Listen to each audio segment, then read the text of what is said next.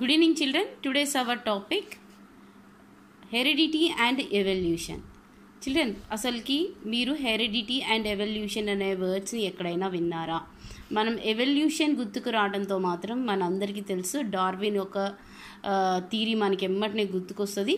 ఆయన ఏం చెప్తాడు, ఇది చాలా ఫేమస్ థియరీ. అది మనం చూసినట్లయితే మంకీ నుంచి మ్యాన్ అన్నవాడు క్రియేట్ అయినట్టుగా, ఎవల్యూట్ చెందినట్లుగా చేంజెస్ అన్నాయి కనబడినాయి అని చెప్పుకున్నాం కదా. అంటే ఏంటి, evolution means very simple meaning children, changes.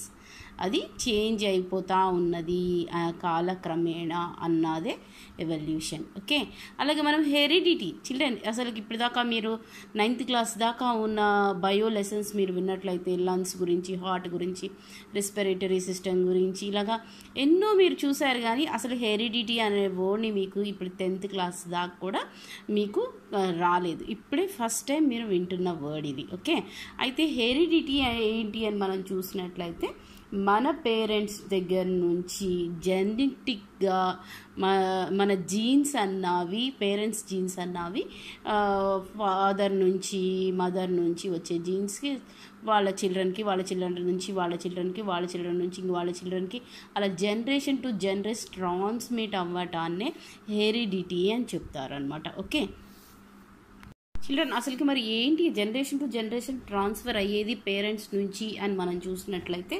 ఫిజికల్గా అంటే ఏంటి, మన బాడీ స్ట్రక్చర్లో మన కళ్ళు, మన ముక్కు, తర్వాత వచ్చేసి మన చేతులు, ఇలాంటివి నా పేరెంట్ లాగున్నది నా చేతులు, నా పేరెంట్ లాగున్నది నా ఐస్, మా మదర్ లాగుంది మా ఫాదర్ లాగున్నది చెప్పుకుంటే అది ఫిజికల్గా ఇవి ట్రాన్స్మిట్ అవుతాయి అని చెప్తున్నాడు. అలాగే మనం చూసినట్లయితే ఇంకా మెంటల్ క్యారెక్టరిస్టిక్స్ కూడా ఉంటాయన్నమాట కొన్ని. మా మమ్మీ లాంటి మైండ్ సెట్ నాది, నేను మా మమ్మీ లాగా థింక్ చేస్తాను, నేను మా డాడీ లాగా థింక్ చేస్తాను, నేను మా గ్రాండ్ ఫా లాగా థింక్ చేస్తాను, ఇలాంటివి ఇవన్నీ కూడా ఏంటి అని అంటే ఇవి మాత్రం కేవలం 90% అలాంటి యాటిట్యూడ్స్ అన్నవి ఏవైనా కానీ ఒక పర్సన్ టు ఇంకో పర్సన్కి ట్రాన్స్ఫర్ అయ్యేది మాత్రం హెరిడిటీ వల్లనే జరుగుతుంది అని చెప్పుకుంటున్నాం అనమాట. ఓకే,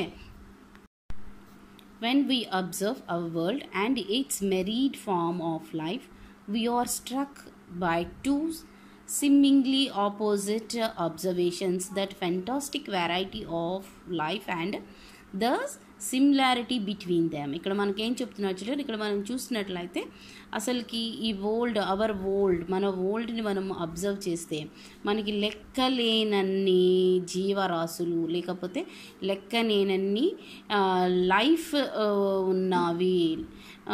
ఉన్నవి అని అంటే బతికి ఉన్నవి మనకి కనిపిస్తూ ఉంటాయి అని చెప్తున్నాడు. అయితే ఇలాంటి కనిపించే వాటిలో మనకి ఏం చెప్తున్నాడు, 2 వేరియేషన్స్ అంటే 2 డిఫరెన్సెస్ కనపడ్డాయి మనకి. ఏంటి అవి అంటే సిమ్మింగ్లీ ఆపోజిట్ అబ్జర్వేషన్స్. అవి ఆపోజిట్ అబ్జర్వేషన్ ఒకటి, ఇంకొకటి వచ్చేసి ఏం చెప్తున్నాడు, సిమిలారిటీ బిట్వీన్ దెమ్. అలాగే కొన్నిట్లో సిమిలారిటీస్ కనిపిస్తున్నాయి అని చెప్తున్నాడు, ఇంకొన్నిట్లో వాళ్ళకి ఏం కనిపిస్తున్నాయి అంటే డిఫరెన్సెస్ కూడా కనిపిస్తున్నాయంట. ఇవి వాళ్ళకి ఎలా కనిపిస్తున్నాయి అని మనం చూసినట్లయితే మనందరికీ ఒక ఆశ్చర్యకరమైన విషయంలాగా కనిపిస్తుంది అని చెప్తున్నాడు. ఓకే,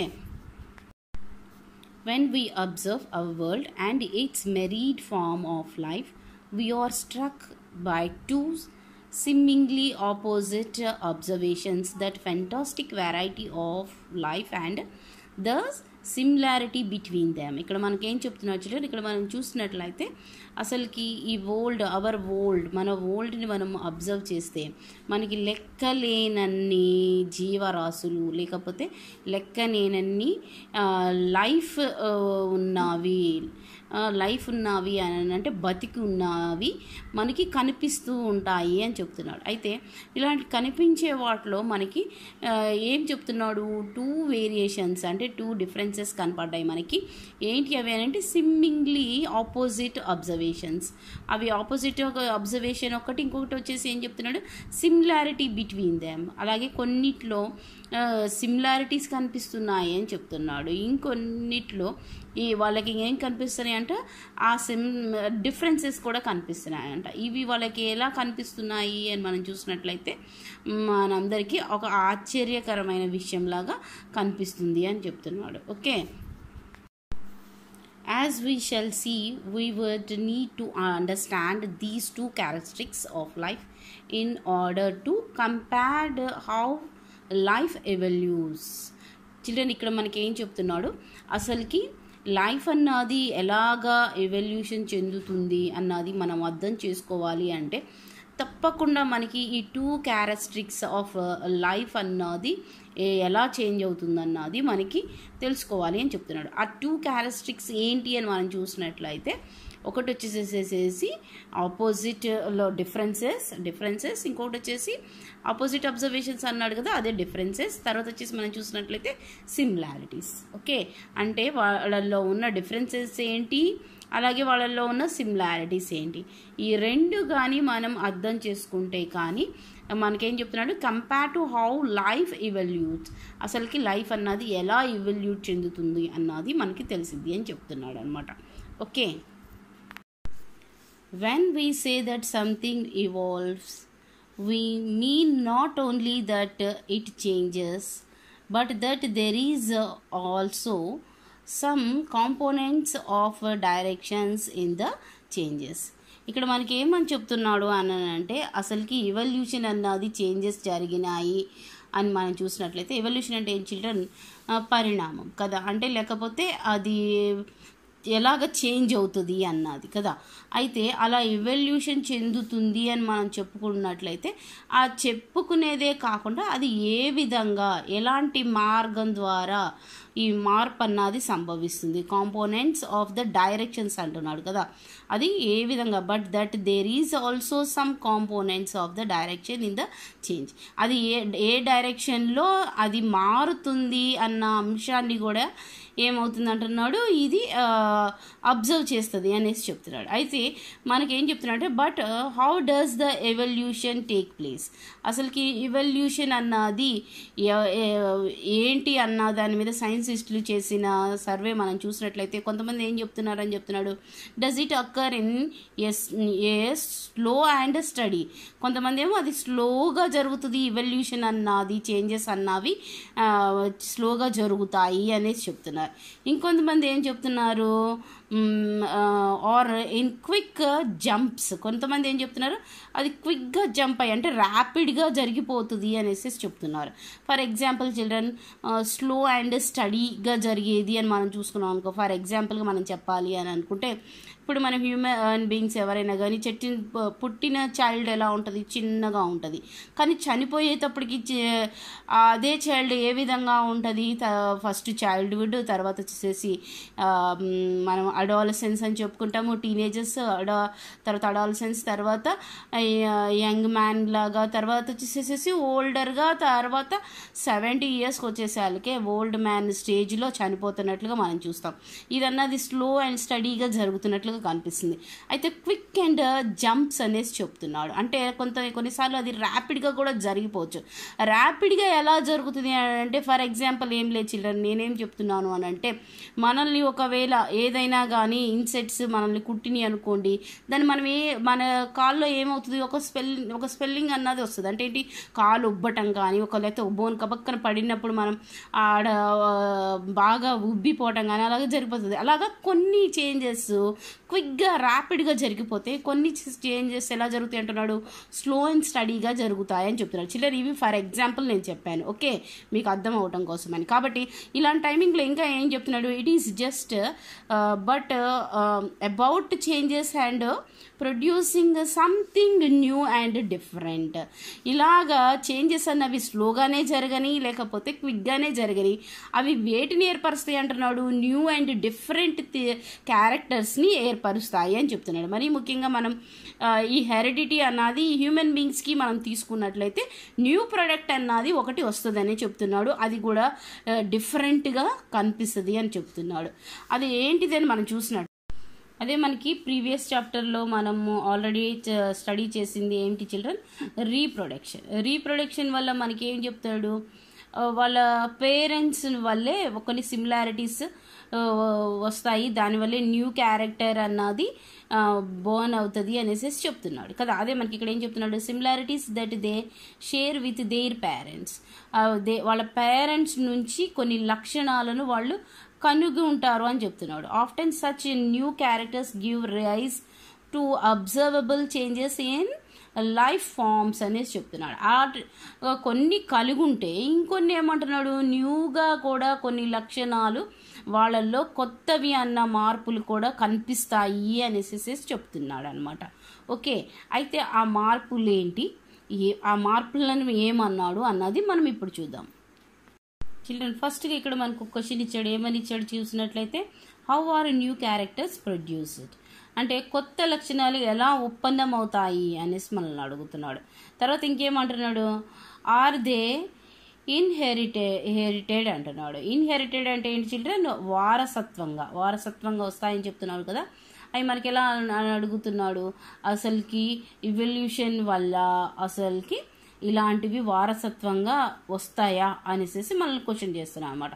తర్వాత ఏమని అడుగుతున్నాడు, do they have any role in the process of evolution, ఇలా ఎవల్యూషన్ వల్ల రోల్ ఏమైనా ఉన్నదా అనేసి అడుగుతున్నాడు. అలాగే మనం చూస్తున్నట్లయితే, in this chapter we shall try to find answer for such questions, ఈ క్వశ్చన్స్కి ఏవైతే ఆన్సర్స్ ఉన్నాయో ఇవన్నీ కూడా ఈ చాప్టర్ వల్ల మనకి క్లియరెన్స్ అన్నది వస్తుందని చెప్తున్నాడు. ఓకే, మనం ఇప్పుడు వాటి గురించి చూద్దాం children. Okay, new characteristics and variations అంటే ఏంటి చిల్డ్రన్, మనం చూసినట్లయితే డిఫరెన్సెస్ అనమాట. ఓకే, అయితే ఇక్కడ మనకి ఏం చెప్తున్నాడు అని అంటే, అసలుకి న్యూగా ఏర్పడేవి ఏంటి, అంటే న్యూగా ఏర్పడే లక్షణాలు ఏంటి, తర్వాత వాటిలో ఉన్న ఆ లక్షణాల్లో ఉన్న డిఫరెన్సెస్ ఏంటి అనేసి మనం ఈ పారాగ్రాఫ్లో డిస్కస్ చేస్తాం అనమాట. దానికోసం మనకు ఫస్ట్ ఏం చెప్తున్నాడు, think of your own family, what similarities do you share with your father and your mother. ఇక్కడ ఏం చెప్తున్నాడు, మీ ఫ్యామిలీలో గురించి ఒకసారి ఆలోచించమంటున్నాడు. మీ ఫ్యామిలీలో ఉన్న వాళ్ళు ఫస్ట్గా మనం ఎవరిని చెప్పుకుంటాం, మీ ఫాదర్ అండ్ మీ మదర్ కదా. అలాగా ఈ మీ ఫాదర్ నుంచి మీకు వచ్చిన రూపాలే కానీ లేకపోతే లక్షణాలే కానీ ఏంటి అనేసి ఒకసారి థింక్ చేయమంటున్నాడు. థింక్ చేసిన తర్వాత ఇంకేం చెప్తున్నాడు, draw A table represent the similarities of some characters, కొన్ని క్యారెక్టర్స్ని ఏం చేయమంటున్నాడు, ఒక టేబుల్ రాసుకొని ఏమేమి కలిగి ఉన్నావో అవి మనల్ని రాయమని చెప్తున్నాడు అనమాట. అవి ఏంటి, లైక్ కలర్ ఆఫ్ ఐస్, ఈ ఐస్ గురించి చెప్తున్నాడు. అది కార్నియా అంటున్నాడు. కార్నియా అంటే ఏంటి చిల్డ్రన్, మన ఐస్ లోపల బ్లాక్ కలర్, బ్రౌన్ కలర్, కొంతమందికి బ్లూ కలర్, కొంతమందికి వైట్ కలర్, అలాగా కార్నియా ఉంటుంది అనమాట. అది ఏ కలర్లో ఉంది అన్నది కూడా చేయమంటున్నాడు. కొంతమంది మదర్ ఐస్ బ్లాక్గా ఉండొచ్చు, ఫాదర్ ఐస్ బ్లూ కలర్లో ఉండొచ్చు, అలాగ ఉంటాయి కదా చిల్డ్రన్, అవి చెప్తున్నాడు. ఓకే, నెక్స్ట్ మనం చూసినట్లయితే కలర్ ఆఫ్ హెయిర్ గురించి కూడా చెప్తున్నాడు. కొంతమంది హెయిర్ బ్రౌన్ హెయిర్ ఉంటుంది, కొంతమంది హెయిర్ వైట్ హెయిర్ ఉంటుంది, కొంతమంది హెయిర్ వచ్చేసేసి బాగా బ్లాక్ కలర్లో ఉంటుంది, అలాగా హెయిర్. మళ్ళీ ఇంకేం చెప్తాడు, టైప్ ఆఫ్ హెయిర్ అంటే ఏం children, curly hair, soft hair కదా. ఇలాగా మదర్లో నుంచి సాఫ్ట్ హెయిర్ ఉన్నదా, లేకపోతే నీకు కర్లీ హెయిర్ వచ్చినదా, లేకపోతే మీ గ్రాండ్ ఫాదర్ నుంచి ఉన్న హెయిర్ వచ్చినదా, అవన్నీ కూడా టిక్ చేసుకోమంటున్నాడు. ఇంకేం చెప్తున్నాడు, షేప్ ఆఫ్ నోస్, మీ నోస్ ఎలా ఉన్నది, మీ ముక్కు ఎలా ఉన్నది అన్నది. తర్వాత షేప్ ఆఫ్ ఫేస్ కూడా స్ట్రక్చర్ ఎలా ఉన్నది, మీ ఫాదర్ లాగున్నదా, మీ మదర్ లాగున్నదా. తర్వాత వచ్చేసేసి మనకి ఏం చెప్తున్నాడు children, type of ears, lobe అంటున్నట్టు ఏంటి చిల్డ్రన్, అవి కింద మనకి కనిపిస్తాయి కదా ఇయర్స్కి, అవి అటాచ్గా ఉన్నాయా, ఫ్రీగా ఉన్నాయా అనేసి. అవి మనము చూసినట్లయితే ఇయర్ తంబి అంటారు, చెవి తంబి, తమ్మెలు అంటారు కదా, అవి అనమాట. అవి అటాచ్డ్గా ఉన్నాయా, ఫేస్కి అటాచ్ అయ్యి ఉన్నాయా, లేకపోతే ఫేస్ నుంచి ఫ్రీగా ఉన్నాయా, అవి కూడా చూడమని చెప్తున్నాడు. అలాగే మనం చూసినట్లయితే ఇన్నర్ టంబ్ మార్కింగ్ ఎక్సెట్రా, అంటే మీ చేతి బొటన వేలు ఉంటుంది కదా, ఆ బొటన వేలు యొక్క ముద్ర అనమాట, అవి కూడా ఎలాగున్నాయి అనేసి అడుగుతున్నాడు అనమాట. ఇవన్నీ కూడా మనము గ్యాదర్ చేసుకునే డేటా. ఇది ఏమని చెప్తున్నాడు, ఇవి ఎలాగున్నాయి, ఇవి మీ ఫాదర్ని పోలి ఉన్నాయా, లేకపోతే మీ మదర్ని పోలి ఉన్నాయా అన్నది టూ సపరేట్గా మనల్ని ఏం చేయమంటున్నాడు, రాయమంటున్నాడు. ఫస్ట్ వచ్చేసేసి నీళ్ళు అసలు ఏమున్నాయి, తర్వాత నీ పేరెంట్స్లో తో కలిసినవి ఏంటి అన్నది ఇంకొక కాలంలో 2 కాలమ్స్గా డివైడ్ చేసి రాయమని చెప్తున్నాడు. ఓకే చిల్డ్రన్ అలా మనం టేబుల్ ప్రిపేర్ చేసుకున్న తర్వాత ఇక్కడ మళ్ళీ ఇంకొన్ని క్వశ్చన్స్ అడుగుతున్నాడు. అవేంటి అని మనం చూసినట్లయితే, how many similar characteristics do you find among you and your parent. మళ్ళీ ఏం అడుగుతున్నాడు, ఎన్ని లక్షణాలు నువ్వు నీ తల్లిదండ్రులను పోలి ఉన్నావు అని అడుగుతున్నాడు. సిమిలర్ గా ఎన్ని లక్షణాలు, క్యారెక్టరిస్టిక్స్ అంటే ఎన్ని లక్షణాలు కలుగున్నావు అనేసి అడుగుతున్నాడు. అలాగే తర్వాత ఇంకేమని చెప్తున్నాడు, is there any character in you that is neither like your father nor like your mother, what are they. ఏవైనా క్యారెక్టరిస్టిక్స్ నీ తల్లిదండ్రులు అంటే మీ ఫాదర్ కానీ మీ మదర్లో లేకుండా నీలో మాత్రమే కనిపిస్తున్నవి ఏమైనా కానీ క్యారెక్టర్స్ కనిపిస్తున్నాయా అంటే ఏవైనా పోలికలు మీ తల్లిదండ్రుల నుంచి కాకుండా వేరే పోలికలు నీలో ఉన్నాయా, అవేంటి అనేసి అడుగుతున్నాడు. ఇంకేమంటున్నాడు, where do you think you got such a character from. అయితే ఏవైనా కొత్తగా మీ తల్లిదండ్రుల నుంచి కాకుండా కొత్తగా నీలో ఏమైనా పోలికలు ఉన్నట్లుగా అనిపిస్తే అవి ఎక్కడి నుంచి వచ్చి ఉంటాయని నువ్వు భావిస్తున్నావు అని అడుగుతున్నాడు. దానికోసం అని ఇక్కడ మనకి క్లియర్గా తెలియటం కోసం అని ఏం చెప్తున్నాడు, children let us do an activity to find out more about this. ఈ విధంగా మనము ఈ యాక్టివిటీని చేసి అవి ఎక్కడి నుంచి వచ్చాయన్నవి మనం ఫైండ్ అవుట్ చేద్దామని చెప్తున్నాడు. ఓకే, చూద్దాం అయితే ఆ యాక్టివిటీ ఏంటో. చిల్డ్రన్ మనకి ఫస్ట్ యాక్టివిటీ ఇచ్చాడు. ఇప్పుడు వచ్చేసి మనకి ఏం చెప్తున్నాడు, compare your traits with the traits of your parents, brothers, sisters and parents by drawing A table as given below in your notebook అంటున్నాడు. ఓకే, ఇక్కడ గ్రాండ్ పేరెంట్స్ కూడా మనకి కనిపిస్తున్నారు కదా. ఇక్కడ మనం టేబుల్ చూసినట్టయితే ఫస్ట్గా వచ్చేసి క్యారెక్టరిస్టిక్స్ ఇచ్చాడు. ఆ క్యారెక్టరిస్టిక్స్లో మనం వచ్చేసేసి నెక్స్ట్ ఏమని చెప్తున్నాడు, ఇన్ మీ అతను ఎలా ఉన్నాడు, in my mother, in my father, in my brother, in my sister, in my grand parent. అయితే ఫస్ట్గా ఏమి ఇచ్చాడు మనకి, కర్లీ హెయిర్ గురించి చెప్తున్నాడు.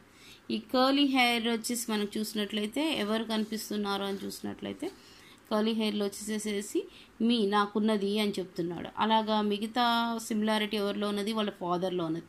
మిగతా వాళ్ళందరికీ డిఫరెంట్గా ఉంది, అంటే వాళ్ళు ఎవరికి కర్లీ హెయిర్ లేదు. ఆ తర్వాత నెక్స్ట్ మనం చూసినట్లయితే కలర్ ఆఫ్ ఐలో మనం చూస్తున్నాం. ఐని చూసినట్లయితే మన అందరికీ ఫ్యామిలీస్, మనం ఇండియన్స్ కాబట్టి 90% బ్లాక్ అయ్యే ఉంటుంది కాబట్టి నేను అన్నీ టిక్ చేశాను. నా ఫ్యామిలీ ప్రకారం అందరికీ బ్లాక్ అయ్యే ఉన్నది కాబట్టి. ఓకే, మనకి ఇక్కడ ఈ టేబుల్ని బట్టి మనకి ఇక్కడ కొన్ని క్వశ్చన్స్ అడుగుతున్నాడు. చూడండి, ఇక్కడ మన క్వశ్చన్స్ మనం చూసినట్లయితే ఏమంటున్నాడు, is there any character in your similar to that of your mother as well as your grandmother. నీలోని, నీ గ్రాండ్ మదర్లోని, నీ మదర్లోని ఉన్న పోలికలు, సిమిలర్గా ఉన్న పోలికలు ఏమైనా ఉన్నవా అని అడుగుతున్నాడు. అలాగే మనం చూసినట్లయితే similar only to that you of your grandma. కేవలం సిమిలారిటీస్ నీలోని, తర్వాత వచ్చేసి మీ గ్రాండ్మాలోని ఉన్నవి ఇంకేమైనా ఉన్నాయా అనేసి అడుగుతున్నాడు. ఇంకా ఏం అడుగుతున్నాడు, how do you think these characters may have inherited by you from grand mother. అయితే ఇలాంటి కేవలం నీలోని, నీ గ్రాండ్ మదర్లోనే ఉన్నాయా అనేసి అడుగుతున్నాడు. కాబట్టి ఇలాంటి లక్షణాలు, ఇలాంటి పోలికలు మీ గ్రాండ్ మా దగ్గర నుంచి నీకు వచ్చినాయి అనేసి నువ్వు థింక్ చేస్తున్నావా అని అడుగుతున్నాడు. అలాగే మనం చూసినట్లయితే is there any character that is not present in grandmother. Grand మదర్లో లేని పోలికలు but present in your mother and you. ఒకవేళ గ్రాండ్ మదర్లో లేని పోలికలు నీలోని, మీ మదర్లోనే ఉన్నాయి అంటే అవి ఎక్కడి నుంచి వచ్చాయి అని మనం చూసినట్లయితే, ఫర్ ఎగ్జాంపుల్ గ్రాండ్ మా అంటున్నాడు కాబట్టి గ్రాండ్ ఫాదర్ నుంచి వచ్చి ఉండవచ్చు. ఓకే, అలాగే మనకి ఇక్కడ ఏం చెప్తున్నాడు, think where from your mother got that characters. ఎక్కడి నుంచి నువ్వు, మీ మదరు ఈ లక్షణాలు లేకపోతే ఈ పోలికలు పొందున్నారో ఒకసారి థింక్ చేయమంటాడు. ఎక్కడి నుంచి, గ్రాండ్ ఫాదర్ నుంచి వచ్చి ఉండవచ్చు. ఓకే, అంటే ఈ టేబుల్ని బట్టి మనకు అర్థమైంది ఏంటి చిల్డ్రన్, ఎవరైతే గ్రాండ్ ఫాదరే కానీ, గ్రాండ్ మదరే కానీ, తర్వాత వచ్చేసి తర్వాత మన పేరెంట్స్ దగ్గర నుంచి మన జనరేషన్. అంటే ఇక్కడ మనకి 3 జనరేషన్స్ కనపడుతున్నాయి. 3 జనరేషన్లో కూడా ఏం కనిపిస్తున్నాయి, ఒకళ్ళ నుంచి ఒకళ్ళకి వాళ్ళ యొక్క వారసత్వంగా వాళ్ళ పోలికలు ఏమైనా ట్రాన్స్ఫర్ అయినట్లుగా మనకి కనిపిస్తున్నాయి అన్నమాట. ఓకే, కాబట్టి వీళ్ళలో ఎక్కువగా ఏం కనిపిస్తాయి ఫ్యామిలీస్లో అని మనం చూసినట్లయితే సిమిలారిటీస్ ఎక్కువగా కనిపిస్తాయి. వీళ్ళ దగ్గర నుంచి వీళ్ళకి, వీళ్ళ దగ్గర నుంచి వీళ్ళకి. కాబట్టి వీళ్ళందరూ ఒకేలాగా మనకి కనిపిస్తారు. ఒకేలాగా ఉన్నట్లుగా వాళ్ళ హైట్లే కానీ వాళ్ళ వెయిటే కానీ అన్నీ కూడా ఒకే విధంగా కనిపిస్తాయి. కాబట్టి ఇందులో మనకి ఏం కనిపిస్తుంది, ఈ ఫస్ట్ చార్ట్లో మొత్తం కూడా సిమిలారిటీస్ ఎక్కువగా కనిపిస్తాయి. అయితే సెకండ్ యాక్టివిటీ మనకి చెప్తున్నాడు, ఇందులో సిమిలారిటీస్ కనిపిస్తున్నాయా డిఫరెన్సెస్ కనిపిస్తున్నాయా మనం అబ్జర్వ్ చేద్దాం. Okay, next activity children, second activity మనం చూసినట్లయితే observe some of your friends అంటున్నాడు కదా. ఇందాక మనం వచ్చేసేసి ఫ్యామిలీ మెంబర్స్లో చూసాం, పేరెంట్స్లో. ఓకే, అలాగే ఇక్కడ మనం చూసినట్లయితే ఫ్రెండ్స్ గురించి చెప్తున్నాడు. And note these characters in the following table, fill in the years as well అనేసి అడుగుతున్నాడు. కాబట్టి ఇక్కడ మనకి ఏం చెప్తున్నాడు, మీ యొక్క క్లాస్ రూమ్లో వచ్చేసేసి మీ ఫ్రెండ్స్ ఉంటారు కదా, ఆ ఫ్రెండ్స్ క్లాస్ రూమ్లోనే కానీ లేకపోతే మీ ఇంటి దగ్గరలోనే మీ ఫ్రెండ్సే కానీ. ఓకే, వాళ్ళని ఎంతమందిని తీసుకోమని చెప్తున్నాడు చిల్డ్రన్, వాళ్ళని ఎవరో కొంతమందిని, ఫర్ ఎగ్జాంపుల్ మనం ఒక 6 మెంబర్స్ని తీసుకుంటే ఆ 6 మెంబర్స్ని తీసుకున్న తర్వాత వాళ్ళలో ఉన్న పోలికలు మీలో ఉన్న పోలికలు ఎలాగున్నాయో నోట్ చేయమని చెప్తున్నాడు అనమాట. అవేంటి అని మనం చూసినట్లయితే ఇక్కడ ఏమని చెప్తున్నాడు, name of the friend, me friends యొక్క నేమ్స్ రాయమని చెప్తున్నాడు. గీత, సరిత, లేకపోతే అంజలి, అలాగా మనం నేమ్స్ రాసుకున్నాం అనుకోండి. తర్వాత ఇంకేం చెప్తున్నాడు, కలర్ ఆఫ్ స్కిన్, కలర్ వచ్చేసేసి మనల్ని అడుగుతున్నాడు. ఒకవేళ మీ ఫ్రెండ్ ఒక ఫారినర్ అయ్యుండి ఇక్కడికి వచ్చింది అనుకోండి, అబ్రాడ్ నుంచి ఇక్కడికి వచ్చింది అనుకో, తనకు స్కిన్ బాగా ఫెయిర్గా ఉండొచ్చు. ఒకవేళ తను ఆఫ్రికన్ అయితే బ్లాక్గా ఉండొచ్చు.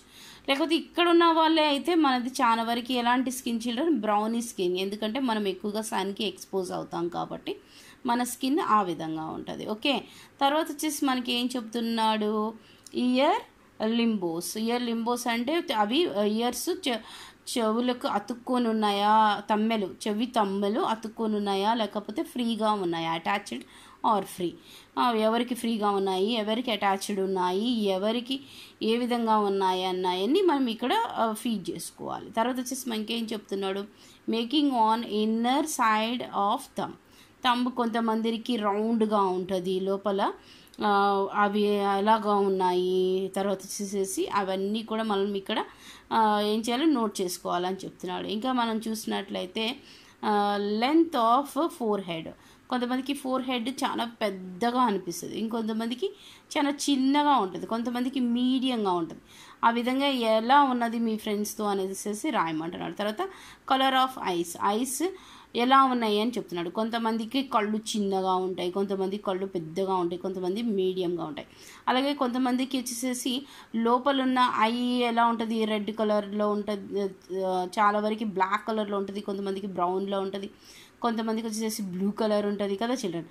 ఇలాగా ఐలో ఎలా ఉన్నాయి అన్నాయి కూడా, కార్నియా ఎలా ఉన్నదన్నది కూడా ఇక్కడ మనల్ని ఇక్కడ నోట్ చేయమని చెప్తున్నాడు. అలాగే మనం చూసినట్టయితే ఇంకేం చెప్తున్నాడు, ఎనీ అదర్ ఫీచర్స్ అంటే ఇంకా ఏమైనా ఇతర లక్షణాలు ఉంటే అవి కూడా రాయమంటాడు. ఫర్ ఎగ్జాంపుల్ నువ్వు ఎంత హైట్ ఉన్నావు, నీ ఫ్రెండ్ ఎంత హైట్ ఉంది, అలాంటివి కూడా. తర్వాత ఇంకొక ఫ్రెండ్ ఏ హైట్లో ఉన్నది, మీడియంలో ఉన్నారు ఇద్దరు, అలాగా ఇవన్నీ కూడా మనం రాయాలి, ఈ టేబుల్ మీద నోట్ చేసుకోమంటున్నాడు. ఓకే, ఆ చార్ట్ ప్రకారం మనకి ఏం అడుగుతున్నాడు, కొన్ని క్వశ్చన్స్ అడుగుతున్నాడు. Compare your characters to that of any one of your friend. How many characters did you find were similar among you and your friend? మీ ఫ్రెండ్లోని తర్వాత నీలోని నువ్వు లక్షణాలు చూసుకున్నప్పుడు పోలికలు ఒకేలాగా ఉన్నాయా, ఒకవేళ ఒకేలాగున్నవి ఏమై ఉన్నవి అవి నువ్వు గమనించావా అని అడుగుతున్నాడు. అలాగే తర్వాత నెక్స్ట్ మనం చూసినట్లయితే do you share more similar characters with your parents or with your friend. అయితే ఈ సిమిలారిటీస్ ఎక్కువగా పోలికలు కలిగి ఉన్నవి నీ పేరెంట్తో కలిగి ఉన్నావా, నీ ఫ్రెండ్తో కలిగి ఉన్నావా అని అడుగుతున్నాడు. తర్వాత ఇక్కడ మనం చూసినట్లయితే, do you think that your differences from parents are more than less than the difference from friends, why not?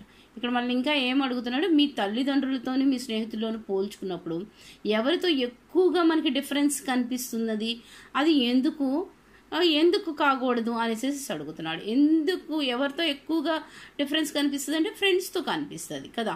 అలాగే పేరెంట్స్తో ఏం మనకి కనిపిస్తుంది, ఎక్కువ సిమిలారిటీస్ కనిపిస్తాయి. దాన్ని ఇక్కడ మనకి ఏమి అని చెప్తున్నాడు అంటే, చిల్డ్రన్ ఇక్కడ మనకు ఒక పిక్చర్ ఇచ్చాడు చూడండి. ఇక్కడ మనకి ఏం చెప్తున్నాడు, ఇక్కడ చూసినట్లయితే variations in Irish colour and year loops అని చెప్తున్నాడు. ఇక్కడ మనం చూసినట్లయితే మనకి 4 ఐస్ ఇచ్చాడు. ఈ ఐస్ని మనం చూసినట్లయితే మన ఇండియన్ ఐగా మనం దీన్ని చెప్పుకోవచ్చు. ఇది వచ్చేసి జర్మన్ ఐగా మనం చెప్పుకోవచ్చు. ఇది వచ్చేసి అమెరికన్ ఐగా చెప్పుకోవచ్చు. ఇది వచ్చేసి చైనీస్, తర్వాత నేపాల్ అలాంటి ఐగా మనం చెప్పుకోవచ్చు ఫర్ ఎగ్జాంపుల్. ఓకే, అలాగే మనం చూసినట్లయితే ఇక్కడ ఈ ఇయర్స్కి వచ్చేసి మనం చెవులు చూస్తున్నాం కదా, వీటి యొక్క తమ్మెలు ఎలా ఉన్నాయి, ఓకే జాయింట్గా ఉన్నాయి. ఇది ఇక్కడ కొంచెం హ్యాంగ్ అవుతుంది, ఇక్కడ హ్యాంగ్గా లేదు, కొంచెం ఇవన్నీ కూడా ఇయర్సే, కానీ వీటిలో ఏంటి డిఫరెన్సెస్ కనిపిస్తున్నాయి కదా. దాన్నే మనకి ఇక్కడ ఏం చెప్తున్నాడు, difference in characters with in very closely.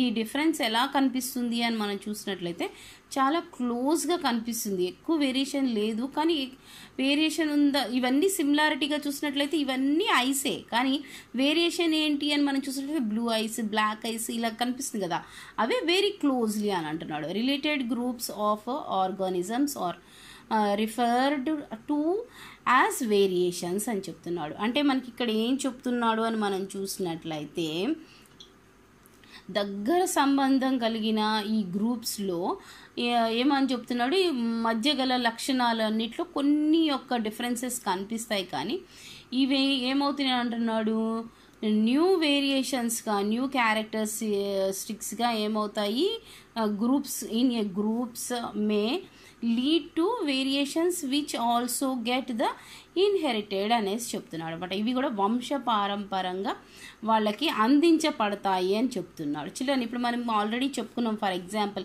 Blue ice చూడటంతోనే అవి జర్మన్స్ అనేసేసి. ఎందుకు అలా చెప్పుకున్నాం అంటే, మన ఐస్కి ఫారినర్స్ ఉన్న అబ్రాడ్ కంట్రీస్లో ఉన్న వాళ్ళ ఐస్కి డిఫరెన్సెస్ ఉంది. ఎందుకున్నది అని అంటే ఈ వేరియేషన్ వల్లనే. ఎందుకు, వాళ్ళ యొక్క జాగ్రఫికల్గా ఫీచర్స్ని బట్టే, కానీ తర్వాత వాళ్ళ ల్యాండ్ యొక్క, తర్వాత వచ్చేసి వాళ్ళ జెనెటిక్గా ఉండే వాటి వల్ల అవి ఏం చెప్తున్నాయి, తర్వాత వాళ్ళ అందరికీ కూడా సంక్రమిస్తాయి అన్నమాట. 90% మన ఇండియాలో ఉన్నదంటే మన ఏ పేరెంట్ అన్నా ఉని, పేరెంట్ దగ్గర నుంచి మనకి చాలా వరకు ఎలాంటి అయి ఉంటుంది, బ్లాక్ అయి ఉంటుంది.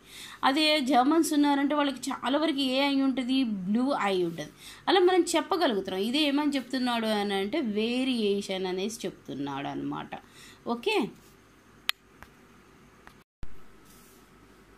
is it about some subtle differences as well that we most often overlook అని చెప్తున్నాడు. అంటే మనకి ఇక్కడ దీన్ని బట్టి మనకి సటల్ డిఫరెన్సెస్ అన్నవి మనకి ఏం చెప్తున్నాడు, ఇవి కొన్ని ఏవైతే ఉంటాయో ఆ పేరెంట్ నుంచి వచ్చాయి, మనకి మదర్ నుంచి వచ్చినవి ఐడెంటిఫై చేసే విధంగా ఉంటాయి. అంటే ఫాదర్ నుంచి వచ్చిన మనకి రూపురేఖలు ఎలా ఉంటాయి అని అంటే అవి లోపల దాక్కుని ఉంటాయి అని చెప్తున్నాడు అనమాట. దానికి అందుకని మనకి ఏం చెప్తున్నాడు, remember looking for the 2 similar neem. అసలు మనకి వచ్చేసేసి 9th క్లాస్ లెసన్లో ప్లాంట్స్, గ్రాస్ ప్లాంట్స్ అన్నవి ఎలాగా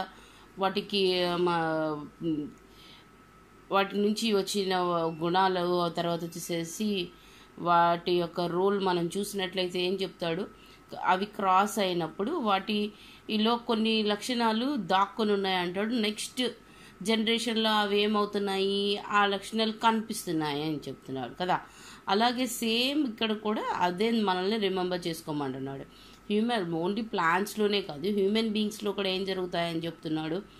ఒక్కసారి పేరెంట్లోని తర్వాత మీ పేరెంట్స్లో మీ ఫాదర్ కానీ మీ మదర్ కానీ ఉన్న వాళ్ళల్లో అలాంటి రూపురేఖలు మనలో కనిపించలేదు అని అంటే తప్పకుండా అవి మన గ్రాండ్ ఫాదర్ గ్రాండ్ మదర్ నుంచి వచ్చి ఉండొచ్చు అనేసి చెప్తున్నాడు అనమాట. ఓకే, థర్డ్ యాక్టివిటీలో వచ్చేసి మనం చూస్తున్నట్లయితే observe seeds in a pea or bean పోడ్.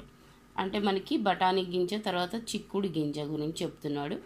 You may observe several parts arrive at a generalisation అని చెప్తున్నాడు. అంటే మనకి ఏవైనా కానీ సీడ్స్ మనం చూసినప్పుడు మనం ఒక నిర్ణయానికి రావటానికి కోసం అనేసి ఎక్కువగా మనల్ని సీడ్స్ని అబ్జర్వ్ చేయమంటున్నాడు. అబ్జర్వ్ చేసేసి ఆ సీడ్స్ని బట్టి తీసుకోమంటున్నాడు. ఇక్కడైతే మనకి టెక్స్ట్ బుక్లో ఏ సీడ్స్ తీసుకున్నాడు అని మనం చూసినట్లయితే పీ తర్వాత వచ్చేసేసి బీన్స్ పోడ్ అనే ఈ 2 సీడ్స్ని తీసుకుని అబ్జర్వ్ చేసినట్లుగా మనకు అనిపిస్తుంది. ఓకే చిల్డ్రన్, అలాగే ఇక్కడ ఇంకా ఏం అడుగుతున్నాడు, వాటి గురించి క్వశ్చన్స్ అడుగుతున్నాడు సీడ్స్ గురించి. అవి మనం చూసినట్లయితే can you find 2 similar seeds there. ఇక్కడ ఒకే రకంగా ఉన్న సీడ్స్ ఈ 2 వాటిలో గమనించావా అనేసి అడుగుతున్నాడు. What make them very hint you know that seeds are formed from ovals అనేసి చెప్తున్నాడు. అంటే మనకి ఇక్కడ ఏం అర్థమైంది అని మనం చూసినట్లయితే అసలుకి ఇంత వేరియేషన్ అన్నది ఎందుకు ఉంటుంది అని మనం చూసినట్లయితే మనకి హింట్గా ఏం చెప్తున్నాడు, సీడ్స్ అన్నీ కూడా అసలు ఫామ్ అయ్యేది అండాల నుంచి అని చెప్తున్నాడు. అదే మనం ఇక్కడ చూసినట్లయితే ఓవల్స్ అనేసి చెప్తున్నాడు కదా. ఇది మనం ఆల్రెడీ ఎక్కడ నేర్చుకున్నాం, రీప్రొడక్షన్ అనేసి మనం లాస్ట్ లెసన్లో నేర్చుకున్నాం కదా. ఆ లెసన్ని బట్టి మనకి ఒకసారి దాన్ని గుర్తు తెచ్చుకోమనేసి చెప్తున్నాడు అనమాట.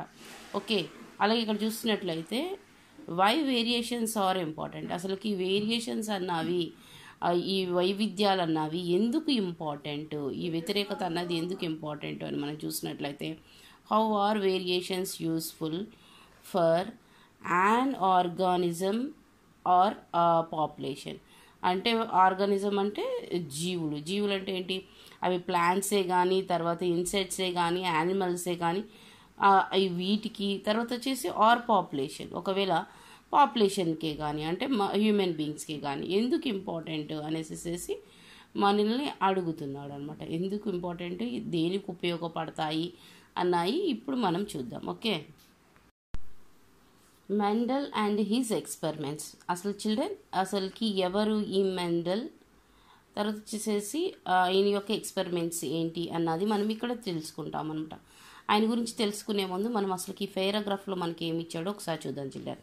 ఇక్కడ మనకి ఏం చెప్తున్నాడు, over centuries variations and their role in nature have been studied న్యాచురలిస్టులు అందరూ కూడా ఏం చేశారు, ఈ వేరియేషన్ మీదే స్టడీ చేశారని చెప్తున్నాడు.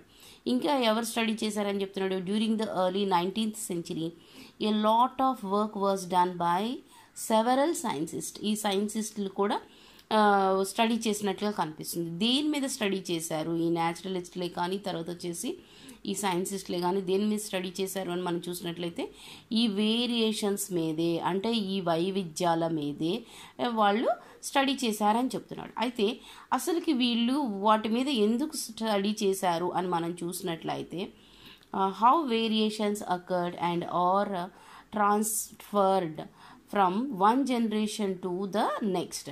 అంటే ఈ వేరియేషన్స్ ఎలాగ ట్రాన్స్ఫర్ అవుతున్నాయి వన్ జనరేషన్ నుంచి అనదర్ జనరేషన్స్కి అన్న దాని గురించి వీళ్ళు ఎక్కువగా స్టడీ చేశారు అనేసి మనకి చెప్తున్నాడు అనమాట. ఓకే, అయితే ఇలాంటి టైమింగ్లో ఒక అతని గురించి మనకి చెప్తున్నాడు. ఆయనే మనం చూసినట్లయితే we shall study a detailed account of experimental evidence provide by Gregor Johann Mendel అనేసి చెప్తున్నాడు అనమాట. అదే Mendel and his experiments. Okay, అయితే ఈయన ఏమని చెప్తున్నాడు చూడండి, in the early 19th century who is known as father of genetics. ఈయన ఏమని పిలుస్తారని చెప్తున్నాడు, ఫాదర్ ఆఫ్ జెనెటిక్గా పిలుస్తారు అని చెప్తున్నారు. ఎవరిని? ఈ మెండల్ని ఏమని పిలుస్తారు? ఫాదర్ ఆఫ్ జెనెటిక్ అని పిలుస్తారు అని చెప్తున్నాడు. అయితే ఈయన ఎవరు అసలుకి అని మనం చూస్తున్నట్లయితే ఇక్కడ మనకేం చెప్తున్నాడు? In 1857 Gregor Johann Mendel started work on the problems of how variations were passed from one generation to the other. అయితే ఈయన ఈ వేరియేషన్స్ ఎలా పాస్ అవుతాయి ఒక జనరేషన్ నుంచి ఇంకో జనరేషన్కి అన్నది ఈయన ఎక్స్పెరిమెంట్ చేశాడని చెప్తున్నాడు. అయితే ఈయన experiment work either in a university or in a laboratory. అయితే చిల్డ్రన్ దీన్ని బట్టి మనకు అర్థమైంది ఏంటి? ఈయన యూనివర్సిటీలో కానీ ల్యాబొరేటరీలో కానీ తన ఎక్స్పెరిమెంట్ అన్నది చేయలేదు. అయితే మరి ఈయన ఎక్కడ చేశాడు అని మనం చూసినట్లయితే as he was an Australian monk అని చెప్తున్నాడు. అంటే ఈయన యొక్క ఆస్ట్రేలియా యొక్క ఒక చర్చి మత గురువు అనమాట. ఓకే, ఒక చర్చికి మత గురువుగా ఉన్నట్లుగా మనకు అనిపిస్తుంది.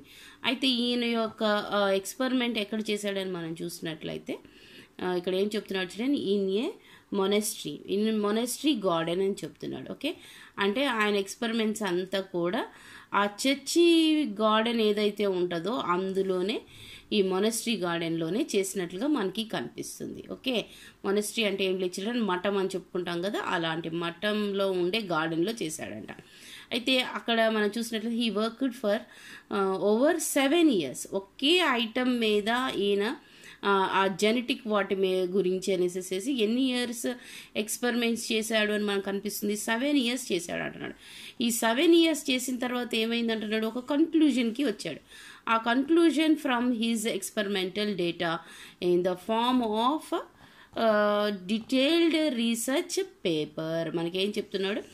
ఆయన ఏదైతే కన్క్లూజన్కి వచ్చి ఆ ఎక్స్పెరిమెంట్ చేశాడో ఆ డేటాని మొత్తం కూడా ఒక పేపర్ మీద ఏం చేశాడు? ప్రజెంట్ చేసినట్లుగా మనకి కనిపిస్తుంది. Okay, reasons for selecting P plant అని చెప్తున్నాడు కదా. అసలుకి ఈయన యొక్క ఎక్స్పెరిమెంట్కి అసలుకి ఎందుకు సెలెక్ట్ చేసుకున్నాడు పీ ప్లాంట్ని అని మనం చూసినట్లయితే ఇక్కడ ఏం చెప్తున్నాడు? Mendel made many careful observations of plants. ఈ ప్లాంట్స్ అన్నిటినీ కూడా ఆయన ఏం చేశాడు? చాలా కేర్ఫుల్గా అబ్జర్వ్ చేశాడు అని చెప్తున్నాడు. ఇలా అబ్జర్వ్ చేసిన తర్వాత ఆయన pea plant would be most suitable to carry on further experimentation. ఈయన యొక్క ఎక్స్పెరిమెంటేషన్కి బాగా సూటబుల్ అయినది ఏది అంటే ఈ పీ ప్లాంటే అనేసి ఒక నిర్ధారణకు వచ్చేసాడు అనమాట. అలా వచ్చేసిన తర్వాత ఈయన ఏం చేస్తాడు అంటే చిల్డ్రన్, ఈయనే క్వశ్చన్స్ అన్నవి ఫామ్ చేసుకొని ఆ క్వశ్చన్కి ఆన్సర్గా ఆయన ఎక్స్పెరిమెంట్స్ అన్నవి చేసేవాడంట. ఓకే, అయితే అవి ఏంటి? ఫాలోయింగ్ అడ్వాంటేజెస్ ఏంటి? అసలుకి ఆయన ఎలాంటి క్వశ్చన్స్ వేసుకున్నాడు అన్నవే ఇక్కడ మనకి ఇచ్చాడు. ఓకే, ఈయన పీ ప్లాంట్ని ఎందుకు తీసుకున్నాడు అని మనం చూసినట్లయితే ఫాలోయింగ్ అడ్వాంటేజెస్ అని చెప్తున్నాడు. ఈ పీ ప్లాంట్లో ఇలాంటి అడ్వాంటేజెస్ కనిపిస్తున్నాయి అని చెప్తున్నాడు. ఏంటి ఆ అడ్వాంటేజెస్ అని మనం చూసినట్లయితే వెల్ డిఫైన్డ్ క్యారెక్టర్, అంటే డామినేట్ చేసే క్యారెక్టర్స్ ఇందులో డిఫైన్ చేయడానికి ఉన్నాయి అనేసి చెప్తున్నాడు. దేంట్లో? ఈ పీ ప్లాంట్లో. ఓకే, తర్వాత వచ్చేసి మనకి ఏం చెప్తున్నాడు? బైసెక్షువల్ ఫ్లవర్స్, వాటిలో బైసెక్షువల్ ఫ్లవర్స్ కూడా ఉన్నట్లుగా ఆయన ఐడెంటిఫై చేసినట్లుగా మనకు అనిపిస్తుంది. ఇంకా మనకేం చూసినట్లయితే ప్రీడామినేట్లీ సెల్ఫ్ పాలినేటింగ్ అని చెప్తున్నాడు కదా, అంటే సెల్ఫ్ క్రాసింగ్ చేసుకోగలిగే కెపాసిటీ ఉన్నది పీ ప్లాంట్కి అని చెప్తున్నాడు. తర్వాత సూటబుల్ ఫర్ క్రాసింగ్ పాలినేషన్ అని చెప్తున్నాడు. అలాగే అది పాలినేషన్ చేయటానికి కూడా, క్రాసింగ్ చేయటానికి కూడా ఇది సూటబుల్ అవుతుంది అని, అనుకూలమైనది అనేసి చెప్తున్నాడు అనమాట. ఇలాగ ఈయన క్వశ్చన్ చేసుకుని ఆ క్వశ్చన్స్కి ఆన్సర్గా ఆయన ఎక్స్పెరిమెంట్లు చేసేవాడని చెప్తున్నాడు. ఈయన పీ ప్లాంట్ని ఎందుకు సెలెక్ట్ చేసుకున్నాడు అని అంటే ఇలాంటి అడ్వాంటేజెస్ అన్నీ కూడా ఆయన ఆయన ఎక్స్పెరిమెంట్కి కావలసిన అడ్వాంటేజెస్ అన్నీ కూడా ఆయనలో వీటిలో కనిపించాయి. కాబట్టి మళ్ళీ ఇంకా ఏం చెప్తున్నాడు, it is an annual plant. ఇది వచ్చేసేసి సంవత్సరం అంతా కూడా ఆ ప్లాంట్ అన్నది ప్లాంటింగ్ అయ్యే ప్లాంట్ అనమాట. కాబట్టి యాన్యువల్ ప్లాంట్ అనేసి చెప్తున్నాడు. ఓకే, కాబట్టి చిల్డ్రన్ ఇక్కడ మనం చూసినట్లే ఈ had worked on nearly 10,000 pea plants of 34 different varieties. అంటే ఈయన మనకి ఇక్కడ ఏమని చెప్తున్నాడు, 10,000 ఏవైతే పీ ప్లాంట్స్ ఉన్నాయో అంటే అన్ని వెరైటీస్ 10,000 ప్లాంట్స్ మీద ఈయన రీసెర్చ్ చేశాడు అని చెప్తున్నాడు. అందులో ఎన్ని వెరైటీస్ కనపడి అంటున్నాడు, 10,000 పీ ప్లాంట్స్లో 34 డిఫరెంట్ వెరైటీస్ అన్నాయి ఆయనలోకి కనిపించినాయి అన్నాడు. కాబట్టి ఆయన దాన్ని సూటబుల్ ప్లాంట్గా తీసుకున్నాడు అనమాట. Okay, observing pea plants carefully Mendel noticed. ఈయన ఏమైనా నోటీస్ చేశాడు అని మనం చూసినట్లయితే ఆయన కేర్ఫుల్గా పీ ప్లాంట్ని అబ్జర్వ్ చేసినప్పుడు that they differ from one another in many ways. ఒక పీ ప్లాంట్కి ఇంకొక పీ ప్లాంట్కి చాలా వేరియేషన్స్ ఉన్నట్లుగా ఆయన ఏం చేశాడు, డిఫర్ చేసినట్లుగా మనకు కనిపిస్తుంది. కాబట్టి for example plant were tall and dwarf అని చెప్తున్నాడు. అంటే ఒక టాల్ ప్లాంట్, తర్వాత ఒక పొట్టి ప్లాంట్, అలాగా అంటే మరగుజ్జు ప్లాంట్, అలాగా ఈయన ఏం చేశాడు, బాగా ఇలాంటి ప్లాంట్స్ అన్నవి ఈ పీ ప్లాంట్స్లో ఆయనకి కనిపించాయి అంటున్నాడు. మళ్ళీ తర్వాత వచ్చేసి ఆ సీడ్ యొక్క షేప్, ఆ షేప్ వచ్చేసి ఏం చెప్తున్నాడు, షేప్ కొన్ని రౌండ్గా ఉంటే ఇంకొన్ని వచ్చేసి రింకిల్డ్ అంటే ముడతగా ఉన్నాయి అని చెప్తున్నాడు. అలాగే ఇంకొన్ని సీడ్స్ మనం చూసినట్లయితే కలర్ కూడా కనిపించినాయి అంట ఆయనకి. కొన్ని ఎల్లో కలర్లో ఉంటే ఇంకొన్ని గ్రీన్ కలర్లో ఉన్నాయి అనేసి చెప్తున్నాడు. ఓకే, కాబట్టి ఈయన ఏం చేశాడు children, Mendel had chosen 7 pairs of contrasting characters for his study as the shown in the table 3 అనేసి చెప్తున్నాడు. అయితే మనకి ఇక్కడ మనం చూసినట్లయితే ఈయన 7 pairs ఆఫ్ కంట్రాస్టింగ్ అంటే డిఫరెంట్ క్యారెక్టరిస్టిక్స్ ఉన్న ఈ పీ ప్లాంట్ యొక్క సీడ్స్ని తీసుకున్నట్లుగా మనకు కనిపిస్తుంది. ఆ సీడ్స్లో ఎలాంటి వేరియేషన్స్ డిఫరెన్సెస్ ఉన్నాయి మనకి ఈ టేబుల్ 3లో ఉన్నాయని చెప్తున్నాడు. వీటిని మనం డిస్కస్ చేద్దాం. చిల్డ్రన్, నా ఎక్స్ప్లెనేషన్ మీకు నచ్చినట్లయితే subscribe my channel, like my channel, comment my channel.